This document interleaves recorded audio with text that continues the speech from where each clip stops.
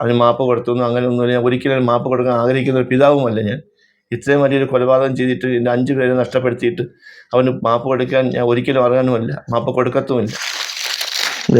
എൻ്റെ മോൻ്റെ കവറാണിത്, എൻ്റെ കൊച്ചുമോൻ്റെ കവറാണിത്. അവൻ തന്നെ വളർത്തി, അവൻ തന്നെ അവനെ കൊല്ലുകയും ചെയ്തു. നമ്മുടെ വീട്ടിൽ ആരും ഇല്ലാത്തൊരവസ്ഥയിലാണ് ഇപ്പോൾ. എല്ലാവരും ഇപ്പോൾ സഹോദരങ്ങളെ കൊണ്ട് വെച്ച് അവരും കുടുംബങ്ങളായിട്ട് കഴിയുന്നവർ അവരെല്ലാവരും ഇപ്പോൾ 40-ൻ്റെ ചടങ്ങ് കഴിഞ്ഞാൽ അവരെല്ലാം അവരുടെ കുടുംബങ്ങളിലേക്ക് തിരിച്ചു. ഹായ്, നമസ്കാരം സുഹൃത്തുക്കളെ. ഞാനിപ്പോൾ ഉള്ളത് നമ്മുടെ കല്ലറ പാങ്ങോടാണ്. കേരള ജനത ഞെട്ടിച്ച ഒരു സംഭവമായിരുന്നു കഴിഞ്ഞ ഒരു മാസക്കാലം മുമ്പ് അഫാൻ എന്ന ചെറുപ്പക്കാരൻ 5 പേരെ കൊലപ്പെടുത്തിയ ഒരു സംഭവം. ഇപ്പോൾ ഞാനുള്ളത് അഫാൻ്റെ ഉമ്മുമ്മ മരണപ്പെട്ട് കിടന്നിരുന്ന ആ വീട്ടിലാണുള്ളത്. ഞാൻ ഇന്നിവിടെ വരാനുള്ള കാര്യം എന്താണെന്ന് വെച്ചാൽ അഫാൻ്റെ വാപ്പ റഹീമിക്ക ഇന്ന് ഈ വീട്ടിലാണ് ഒറ്റപ്പെട്ട് താമസിക്കുന്നത്. 24 വർഷത്തോളം പ്രവാസ ജീവിതം നയിച്ച അദ്ദേഹം മാനസികമായി ഒരുപാട് തകർന്ന്, സാമ്പത്തികമായി ഒരുപാട് തകർന്ന്, ബന്ധുക്കളുടെയും നാട്ടുകാരുടെയും മാത്രം സംരക്ഷണത്തിൽ ദാണ്ട് ഇന്ന് ഈ ഒരു വീട്ടിൽ ഒറ്റപ്പെട്ട് കിടക്കുക. ഇപ്പോൾ എവിടെ താമസിക്കുന്നത്? ഞാൻ താമസിക്കുന്നത് ഞങ്ങളുടെ കുടുംബ വീട്ടിലാണ്. ഞങ്ങൾ 11 പേര് ജനിച്ചു വളർന്ന വീടാണ് ഇത്. പണ്ടത്തെ കുടുംബ വീടാണ്, ഞങ്ങളുടെ കുടുംബ വീട്. ഞങ്ങളുടെ കുടുംബ വീടാണ് ഈ കാണുന്നത്. ശരി. എവിടെ ഇപ്പോൾ താമസിക്കുന്നത്? അവിടെയാണ് ഞാൻ ഇപ്പോൾ താമസിക്കുന്നത്. നമ്മുടെ ഉമ്മയും അവസാനം മരണപ്പെട്ട വീട് ഇത് തന്നെയാണ്. ഈ വീട്ടിലാണ് മരണപ്പെട്ടത്. ഇപ്പോൾ വന്ന നാൾ മുതൽ ഇപ്പോൾ ഇവിടെയാണ് ഉള്ളത്. വേറെ അങ്ങ് കിടക്കാനായിട്ട് ഒരു നിവൃത്തിയില്ല. ഭക്ഷണ കാര്യങ്ങളൊക്കെ എങ്ങനെയാണ്? ഭക്ഷണ കാര്യങ്ങളൊക്കെ സഹോദരങ്ങളെല്ലാവരും കൂടെ ഉണ്ട്, എല്ലാവരും കൂടെ സഹോദരങ്ങൾ തരുന്നുണ്ട്. 24 വർഷം ജീവിച്ച് മരിക്കുക എന്നുള്ളൊരു ഇപ്പം കഴിഞ്ഞു പോകണം. അപ്പം ഇനിയും ഇപ്പോൾ ഇക്കയുടെ ഒരു അവസ്ഥയെന്ന് പറയുന്നത് പണ്ടത്തെ പോലെ ആ ഒരു സീറോയിലോട്ട് പോയി. ഇനി ഒന്നേന്ന് തുടങ്ങണം. അവർ വരുത്തി വെച്ച കടങ്ങൾ തീർക്കണം. സ്വന്തമായിട്ട്, അതായത് അത്രത്തോളം തകർന്ന് നിൽക്കുന്ന ഒരു മനുഷ്യനാണ്. കുടുംബമില്ല, ഓമനിച്ച് വരുന്ന മകനെ പോലും ഒന്ന് കാണാൻ പറ്റിയില്ല. ആ ഒരു അവസ്ഥയിലേക്ക് മാറി. ഇപ്പം വന്നപ്പോൾ കയറി കിടക്കാൻ ഒരു വീടുണ്ട് എന്നുള്ളത് ഒറ്റപ്പെടലിൻ്റെ ഒരു വേദന എന്ന് പറഞ്ഞാൽ അത്രത്തോളമാണ് അല്ലേ? അതെ അതെ.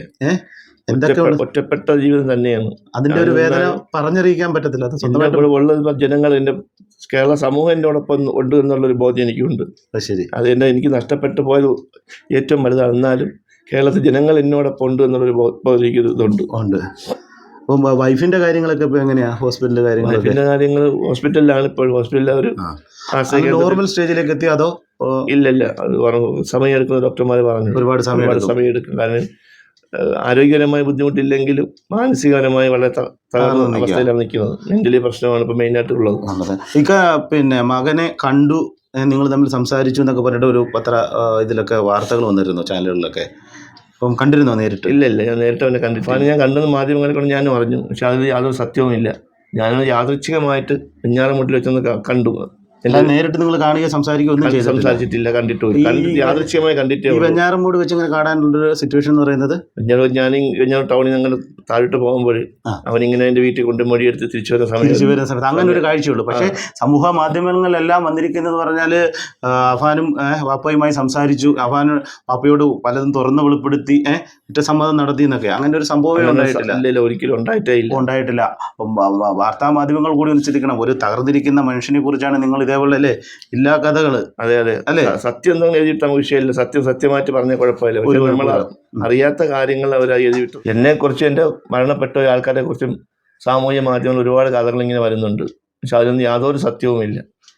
ഒരുപാട് ഓൺലൈൻ മാധ്യമങ്ങൾ ഇങ്ങനെ ആവശ്യമില്ലാത്ത കഥകൾ എഴുതിയിട്ട് മരണപ്പെട്ടു എൻ്റെ ഉമ്മയെക്കുറിച്ചും എൻ്റെ ജ്യേഷ്ഠനെ കുറിച്ചും എല്ലാവരെ കുറിച്ചും ആവശ്യമില്ലാത്ത കുറേ കഥകൾ ഇങ്ങനെ അവർ പറയുന്നുണ്ട്. അതിന് യാതൊരു സത്യവുമില്ല. നിങ്ങൾ എല്ലാ പ്രേക്ഷകരും അറിയാൻ വേണ്ടി ഞാൻ പറയുന്നത് അങ്ങനെ ഒരു സത്യമേ ഇല്ല. അഫാനെ ഞാൻ കണ്ടു എന്നുള്ളത് യാദൃച്ഛമായി കണ്ടു എന്നുള്ള സത്യം തന്നെയാണ്. പക്ഷേ അവനുമായിട്ട് സംസാരിക്കുകയോ എന്തെങ്കിലും ചെയ്യുകയോ ചെയ്തിട്ടില്ല.